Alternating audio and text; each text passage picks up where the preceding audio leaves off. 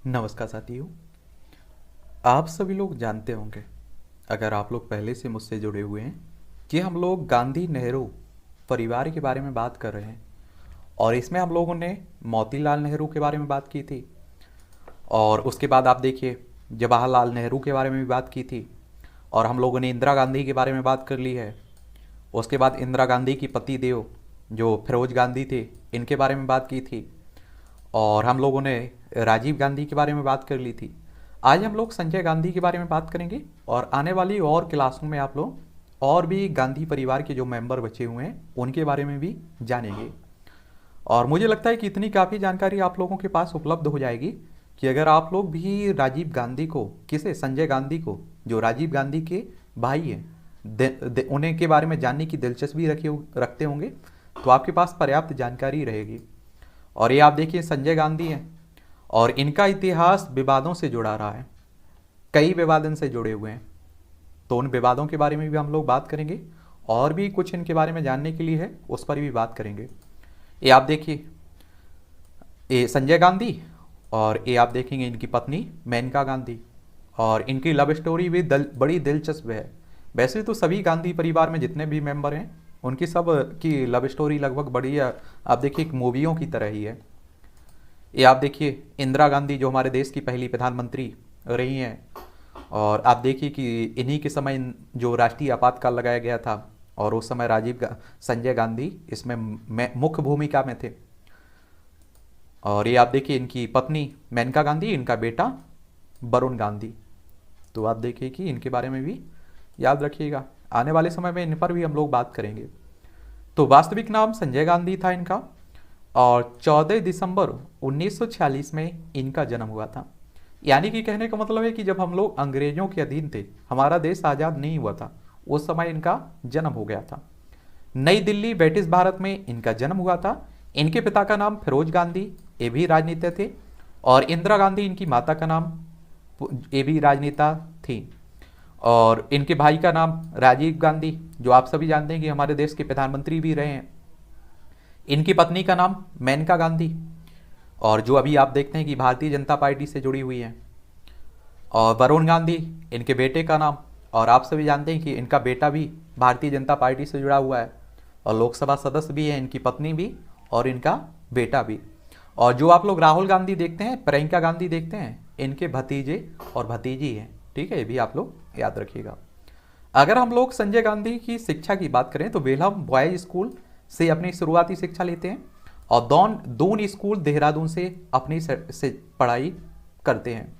और शैक्षणिक योग्यता में ऑटोमोबाइल में इंजीनियरिंग की डिग्री इन्होंने हासिल की, और प्रशिक्षित पायलट भी थे, यानी कि आप देखिए एरोप्लेन भी उड़ाते थे।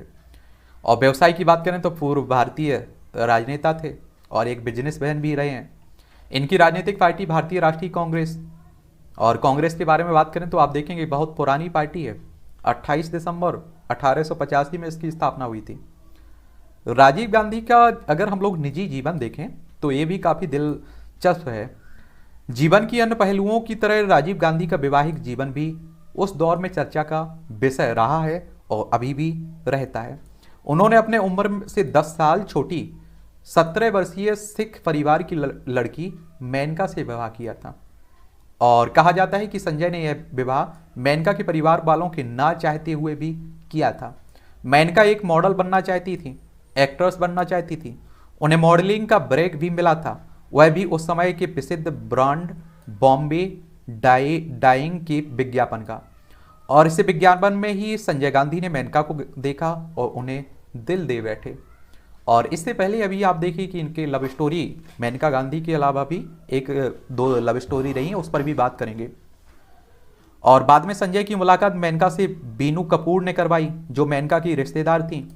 और 1973 में दोनों की मुलाकात बीनू की शादी की पार्टी में हुई थी, और इसके बाद दोनों में प्रेम का परवान चढ़ा, और अगले ही वर्ष दोनों की सगाई हो गई। फिर 23 सितंबर 1974 को दोनों ने शादी रचा ली। और इस संबंध में यह भी कहा जाता है कि शादी के बाद मेनका गांधी के अंश को बॉम्बे डाइंग के विज्ञापन से हटा दिया गया था, और जिसकी वजह से संजय गांधी की आपत्ति थी। और शादी के बाद संजय और मेनका गांधी देश के राजनीतिक पटल पर एक पावरफुल कपल के तौर पर उभरे थे। और मेनका मेनका संजय के साथ हर दौरे में जाती थी, चाहे वह राजनीतिक हो या गैर राजनीतिक हो।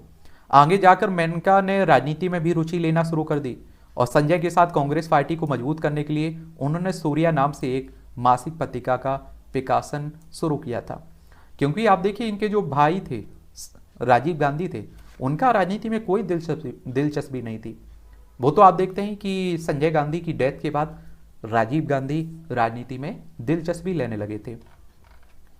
अगर हम लोग संजय गांधी की राजनीति की बात करें तो संजय गांधी का युग भारतीय राजनीति में परिवर्तन का युग माना जाता है और आज़ादी के बाद देश की सपाट चलती राजनीति में उन्होंने उथल पुथल मचा दिया और देश पर एक छत्र राज करती आ रही कांग्रेस पार्टी को देश की आम जनता का आक्रोश झेलना पड़ा।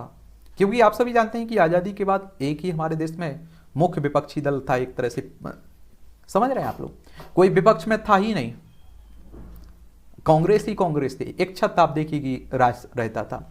लेकिन 1974 तक संजय के पास राजनीति में करने के लिए कुछ खास नहीं था, परंतु इसी वर्ष जब देश में सरकार के विरुद्ध एकजुट विपक्ष ने देशव्यापी हड़ताल और विरोध प्रदर्शन का सिलसिला शुरू किया तो इससे न केवल इंदिरा सरकार को झटका लगा बल्कि देश की अर्थव्यवस्था को भी हिचकोले आने शुरू हो गए।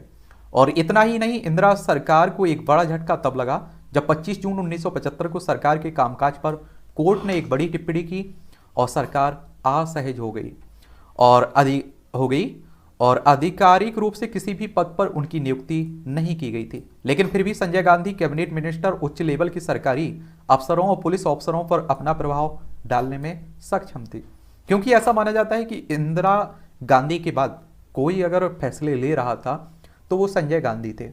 और कभी कभी तो आप देखेंगे कि संजय गांधी इंदिरा गांधी से भी आगे निकल गए थे, समझ रहे हैं आप लोग। और जबकि दूसरे कैबिनेट मिनिस्टर और अधिकारी इसका विरोध कर रहे थे, क्योंकि उनके अनुसार संजय गांधी इंदिरा गांधी के उत्तराधिकारी के रूप में रौब जमा रहे थे। और परिस्थितियों को अपने विरुद्ध जाते देख इंदिरा गांधी ने आनन फानन में देश में आपातकाल लगा दिया, इमरजेंसी लगा दी 1975 में, और राष्ट्रीय सुरक्षा का हवाला देते हुए जल्द ही होने वाले लोकसभा के चुनाव को टाल दिया और राज्यों के गैर कांग्रेसी सरकार को बर्खास्त कर दिया। जहां गैर कांग्रेसी सरकार थी उन्हें बर्खास्त कर दिया, प्रेस में सेंसरशिप लागू कर दिया और जनता को मिलने वाले कई संवैधानिक अधिकारों को निरस्त कर दिया। किसने? इंदिरा गांधी ने। किसने? इंदिरा गांधी ने। आपातकाल का विरोध करने वाले नेताओं, कलाकारों, बुद्धिजीवियों सहित हजारों लोगों को गिरफ्तार कर दिया और उन्हें जेल भेज दिया गया या फिर नजरबंद कर दिया गया। जेपी आंदोलन आप लोग सुनते हैं ना, उसी समय चलाया गया था। और आप देखिए कि बड़े बड़े नेताओं को जेल में डाल दिया, चाहे आपके लालू प्रसाद यादव हो, नीतीश कुमार हो, सुशील मोदी हो, ये आप देखिए उसी समय की राजनीति से निकले हुए नेता हैं। आपातकाल का दौर युवा संजय गांधी के लिए राजनीतिक वरदान साबित हुआ और राजनीति में कुछ अलग कर दिखाने की उतावले संजय ने इंदिरा के सलाहकार की भूमिका निभाते निभाते पूरी सत्ता को अपने कब्जे में कर लिया और पूरे आपातकाल के दौरान अपनी मर्जी चलाते रहे। और आर्टिकल 352 देखते हैं आप लोग, 352, इस अनुच्छेद 352, इसके तहत राष्ट्रीय आपातकाल इमरजेंसी लगाई जाती है। यह भी कहा जाता है कि आपातकाल के दौरान सरकार द्वारा किए गए सारे कठोर निर्णय इंदिरा उनकी कैबिनेट के नहीं बल्कि संजय गांधी के द्वारा लिए जा रहे थे। और इस दौरान इंदिरा गांधी ने जहां देश के आर्थिक विकास के लिए 20 सूत्री कार्यक्रम की घोषणा की, वहीं संजय ने इसके अलग स्वयं द्वारा प्रतिपादित 5 सूत्री कार्यक्रम को जोर शोर से पूरे देश में लागू कर दिया। एक कार्यक्रम था शिक्षा, परिवार नियोजन, वृक्षारोपण, जातिवाद के बंधन को तोड़ना और दहेज प्रथा का खात्मा करना। हालांकि बाद के दिनों में संजय के कार्यक्रम को इंदिरा के 20 सूत्री कार्यक्रम के साथ संबद्ध यानी कि मिला दिया गया और इसे 25 सूत्री कार्यक्रम के तौर पर लागू किया गया। मार्च 1977 में आनी बानी का फायदा उठाते हुए संजय गांधी भी भारतीय पार्लियामेंट के चुनाव में पहली बार खड़े हुए, लेकिन इस चुनाव में केवल संजय को ही बुरी हार का सामना नहीं करना पड़ा, बल्कि अमेठी से इंदिरा की कांग्रेस पार्टी भी बुरी तरह हार गई थी। यानी कि कहने का मतलब ये है, ऐसा माना जाता है। देखिए, आप लोगों ने इंदिरा गांधी की बायोग्राफी अगर देखी होगी, नहीं देखी है तो बायोग्राफी के नाम से प्लेलिस्ट सूची बनी हुई है, उसमें आप लोगों को डली हुई है। क्या हुआ कि ऐसा माना जाता है कि इन्होंने लोकसभा सदस्य बनी, जब प्रधानमंत्री के रूप में आई, तो कोई आप देखिए इनके विपक्ष का चुनाव हारने वाला वो कोर्ट चला जाता है और कहता है कि इन्होंने सरकारी रुपये, आप देखिए सरकारी मशीनरी का दुरुपयोग किया और आप देखेंगे कि कोर्ट ने क्या किया, अदालत ने ये हकीकत सही साबित कर दिया। और इंदिरा गांधी जो थी, उन्हें आप देखिए उनकी सदस्यता रद्द कर दी गई। और इसी आनन फानन में आप देखिए 1975 में राष्ट्रीय आपातकाल लगाया गया। और जब 1977 में राष्ट्रीय आपातकाल खत्म होने के बाद हमारे देश में चुनाव होता है, तो उसमें कांग्रेस पार्टी बहुत बुरी तरह से चुनाव हार जाती है, इंदिरा गांधी भी चुनाव हार जाती हैं, और विपक्ष में एक नई सरकार बनती है। आप समझ रहे हैं, जो विपक्ष के नेता बाकी सब गठजोड़ करके एक पहली बार गैर कांग्रेसी सरकार बनाते हैं। लेकिन हमारे देश की जनता बहुत भोली है, आप देखते हैं। और ये आप देखेंगे जो भी सरकार बनी थी वो बहुत समय तक नहीं चल पाई। उसके बाद आप देखेंगे कि इंदिरा गांधी ने माफ़ी मांगी देश की जनता से, और उन्हें दोबारा जब चुनाव हुआ तो भारी बहुमत मिला 1980 में।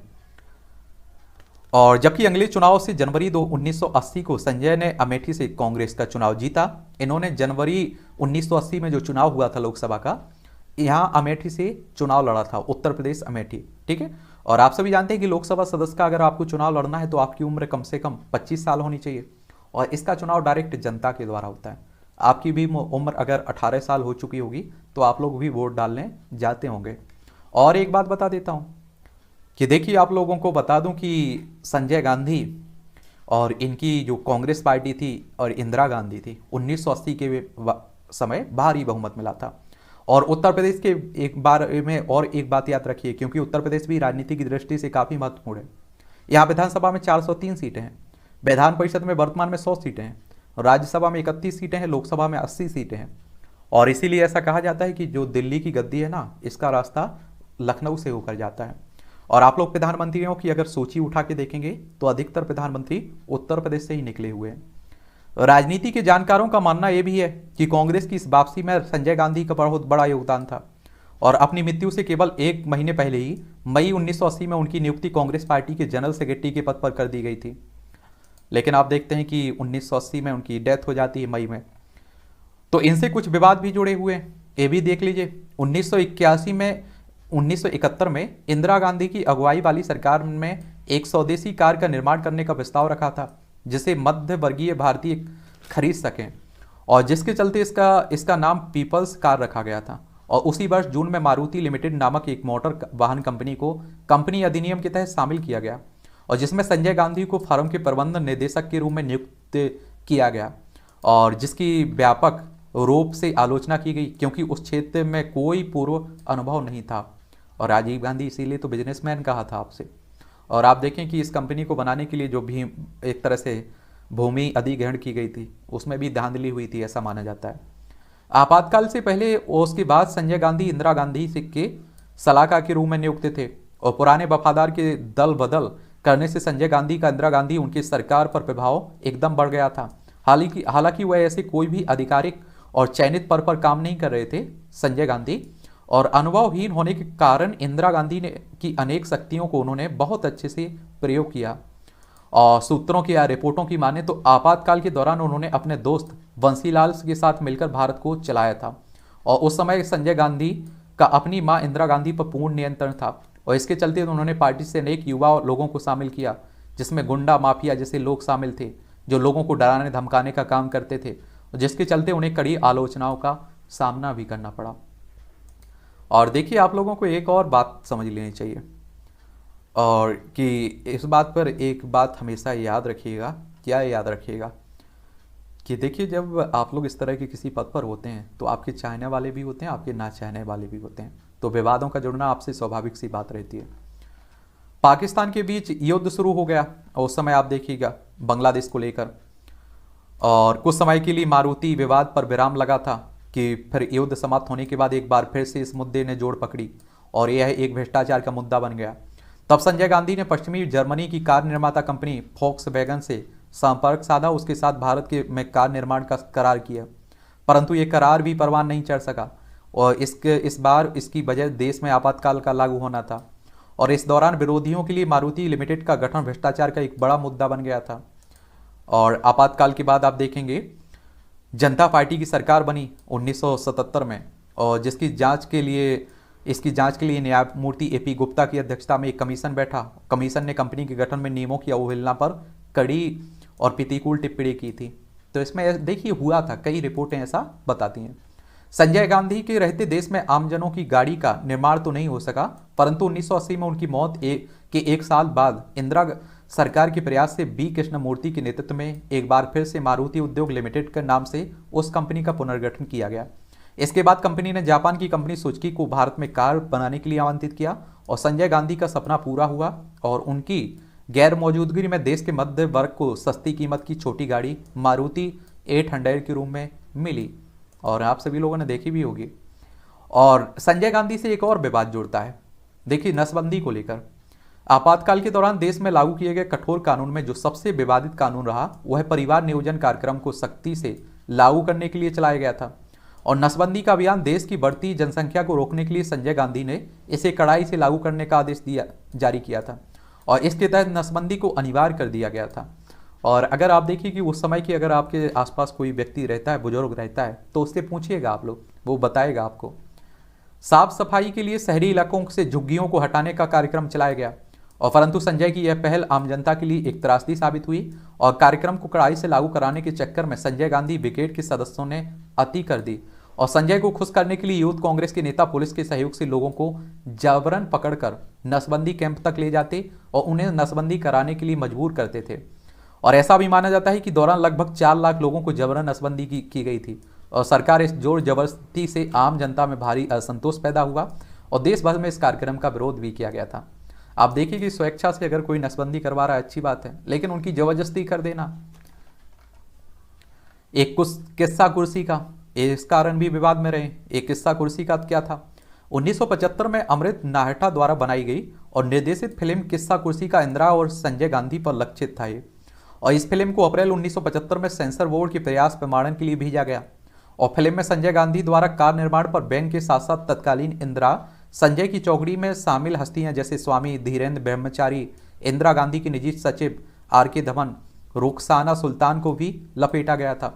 फिल्म के विवादित विषय को देखते हुए सेंसर बोर्ड ने फिल्म को एक साथ सदस्यों वाली पुनरीक्षण समिति के पास भेजा था और तब समिति ने विषय की गंभीरता को भांपते हुए इसे सरकार को भेज दिया और इसके बाद सूचना और प्रसारण मंत्रालय की ओर से फिल्म के निर्माता और निर्देशक को 51 आपत्तियों सहित कारण बताओ नोटिस जारी किया गया था।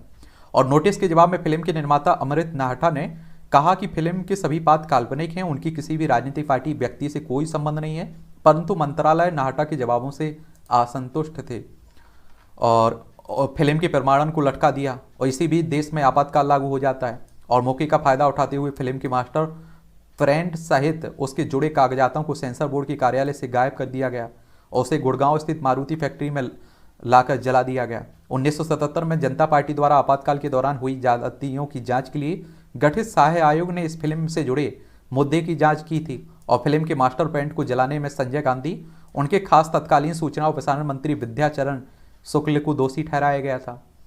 तो इस तरह की आप देखिए तमाम विवाद जुड़े रहे हैं। किससे जुड़े रहे? संजय गांधी से। किशोर कुमार के गानों पर प्रतिबंध, एक क्या मुद्दा था? एक बार मशहूर गायक किशोर कुमार ने भारतीय युवा कांग्रेस के एक समारोह में गाने से इनकार कर दिया था। इसके बाद संजय गांधी ने उनसे इतने नाराज हो गए कि उन्होंने किशोर कुमार के गानों को ऑल इंडिया रेडियो पर प्रतिबंध करवा दिया था। आप समझ रहे हैं? संजय गांधी और रुखसाना सुल्तान, एक क्या मामला था? जब भी संजय गांधी की करीबी नेताओं का जिक्र होता है तो उसमें रुखसाना सुल्तान का जिक्र जरूर होता है। कहा जाता है कि उस समय रुखसाना सुल्तान संजय गांधी की सबसे करीबी नेताओं में से एक थी और संजय गांधी ने नसबंदी कार्यक्रम को मुसलमानों के बीच लागू करने का जिम्मा रुखसाना सुल्ताना को ही दिया था और रुखसाना सुल्तान ने संजय गांधी को खुश करने के लिए इस काम को बाखूबी अंजाम दिया। और रुखसाना सुल्ताना का उस समय संजय गांधी के साथ इतनी नज़दीकी थी कि बात संजय गांधी की पत्नी मेनका गांधी और इंदिरा गांधी को भी पसंद नहीं थी। और कई लोग कहते हैं कि इनसे भी लव स्टोरी चलती थी, लेकिन कई रिपोर्टें इसे नकारती भी है। तो चलता रहता है। रुखसाना सुल्तान के निजी जीवन की बातें करें तो उन्होंने शिवेंद्र सिंह नाम के एक व्यक्ति के साथ शादी की थी। हालांकि जल्दी ही दोनों का तलाक हो गया था। रुखसाना सुल्ताना की एक बेटी भी है जिसका नाम अमृता सिंह। आगे चलकर अमृता सिंह बॉलीवुड की मशहूर अभिनेत्री भी बनी। अब देखिए संजय गांधी की अगर हम लोग डेथ की बात करें तो संजय गांधी हवाई जहाज उड़ाने के शौकीन थे और 23 जून 1980 को वह दिल्ली के सफदरजंग एयरपोर्ट पर दिल्ली फ्लाइंग क्लब के नए जहाज को उड़ा रहे थे। जहाज को हवा में कलाबाजी दिखाने के दौरान वे नियंत्रण खो बैठे और जहाज दुर्घटनाग्रस्त हो गया। और इस दुर्घटना में वह अकाल मृत्यु के शिकार हो गए। और संजय की मृत्यु से 3 महीने पूर्व मेनका ने एक बच्चे को जन्म दिया था, जिसका नाम आप सभी जानते हैं कि वरुण गांधी है। और संजय की मृत्यु के पश्चात गांधी परिवार में इंदिरा और मेनका के बीच विवादों का दौर भी शुरू हो गया। और कहा जाता है कि 1981 में मेनका अपने बेटे के वरुण के साथ हमेशा के लिए गांधी परिवार से अलग हो गई थी, और आज माँ बेटा दोनों राजनीति में और भारतीय जनता पार्टी से सांसद भी हैं, जुड़े हुए हैं। और आप देखें, एक कद्दावर नेता है और एक ईमानदार नेता है, इसमें कोई दोहराई नहीं होनी चाहिए। ये आप देखिए अपनी ही पार्टी को घेरते रहते हैं। तो ये कहानी है संजय गांधी की। चलिए आप लोग एंजॉय करते रहिए, हम लोग गांधी परिवार के और भी जो सदस्य हैं उन पर भी बात करेंगे। लेकिन आप लोगों की दिलचस्पी और किसी के बारे में जानने की है तो आप लोग नीचे बताइएगा, उस पर भी हम लोग बात कर लेंगे, ठीक है।